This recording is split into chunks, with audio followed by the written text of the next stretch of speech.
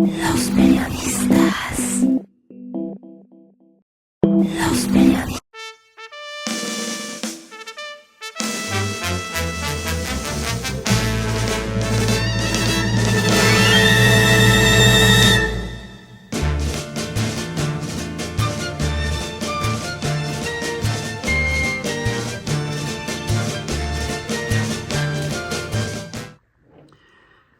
En la sociedad europea ha surgido un debate con daños colaterales acerca del crecimiento del turismo no selectivo, no culto, no interesado en integrarse, en conocer, en saber sobre las culturas de los países visitados.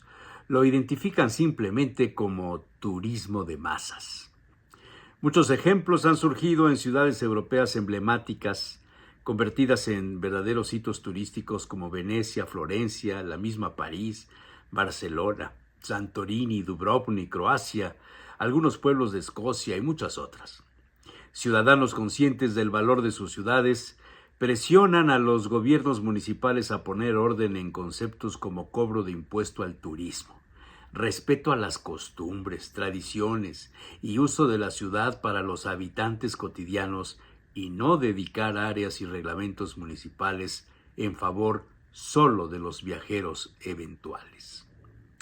Recientemente, el aventurero había leído las noticias sobre esta tendencia antiturística excesiva.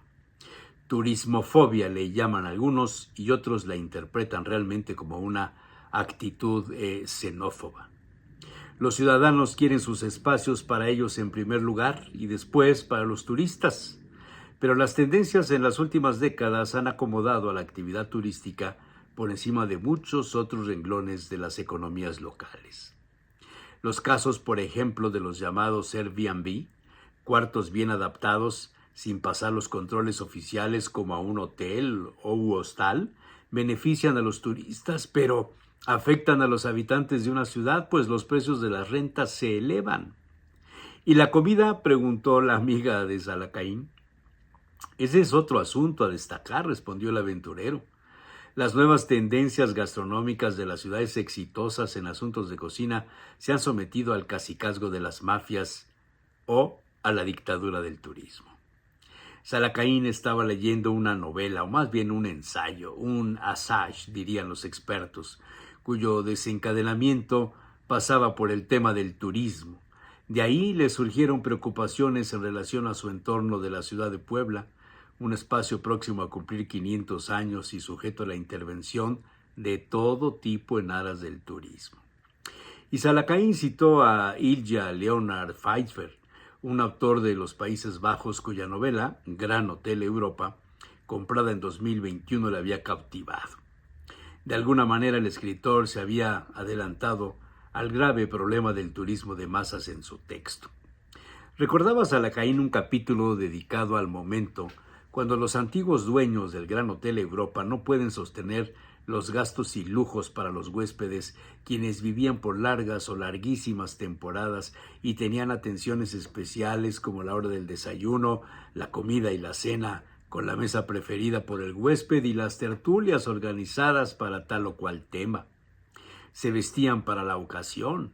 La cena era el momento más importante para las galas, contaba el aventurero a su amiga asombrada por tal refinamiento. Pero un día, los dueños se ven necesitados a meter a un socio y todo cambió.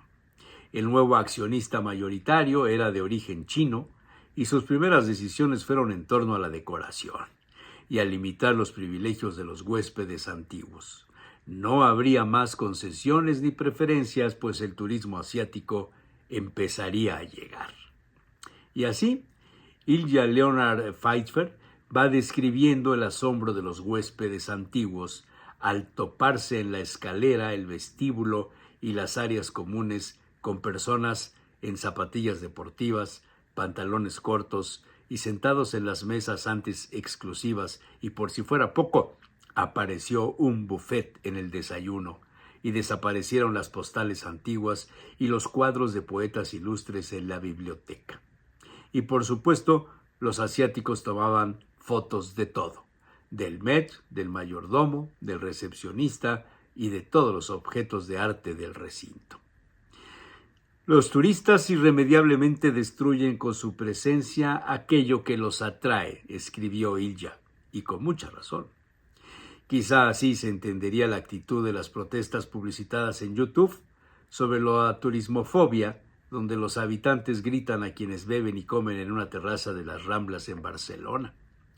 Quizá por eso se entienda la razón de limitar el acceso a los turistas a Venecia y la razón por la cual los museos en Europa empiezan a tomar decisiones sobre los horarios de visita. El turismo de masas es un riesgo para las ciudades patrimonio de la humanidad, había escuchado Salakain hacía unas 3 décadas en un congreso de la UNESCO donde se ponía como un verdadero riesgo para las zonas de monumentos de un sitio protegido el factor turismo. ¿Y la comida?, volvió a preguntar su amiga. Pues también pasa por esa influencia. Los turistas destruyen la comida tradicional, privilegian la comida chatarra, la fast food, y de alguna manera encuentran la reciprocidad entre los negociantes de comida de las ciudades, como el caso de Puebla, narraba el aventurero Salakain. Hoy día la cocina poblana está principalmente hecha para los turistas, no para honrar las mesas, no para poner en valor la cocina tradicional. Y entonces le contó una anécdota a su amiga. No hacía mucho, un compromiso ineludible le hizo asistir al aventurero a un sitio de moda donde se presume de cocina poblana. Acostumbrado a las manos familiares, al sazón casero, Salakain no pidió nada de los platos de temporada pensando en sufrir una desilusión.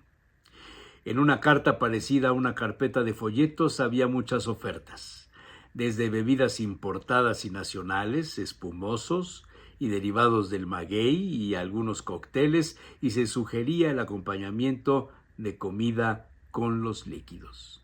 Salakain, corto en esperanza, leyó en uno de los últimos renglones, sopa de médula. Le hizo ilusión, tenía muchos años de no comer una sopa de médula. Recordó la de su madre.